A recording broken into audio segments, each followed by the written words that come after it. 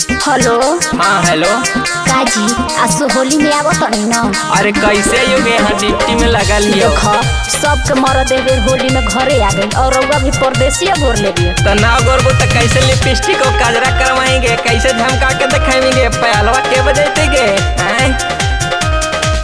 कहिया ले हई बापिया बा लगना ही मन हमा होलिया में हके डाली दूध में जरा न हमा कहिया ले हई बापिया बा लगना ही मन हमा होलिया में हके डाली दूध में जरा न हमा बहे फागुना हटाबया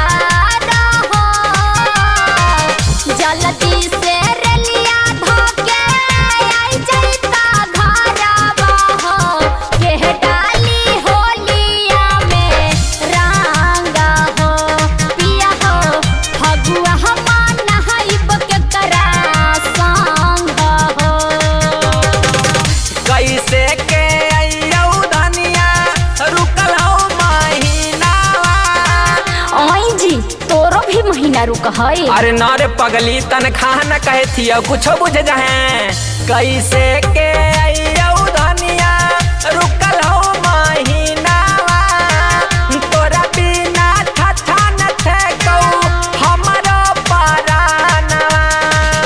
देवरमन तोहरा ताबे तंग हो जल्दी से रेलिया धोके आई जैता घरवा हो के डाली होलिया में रंगा हो पिया हो फगुआ हमान नहाइब के करा संग हो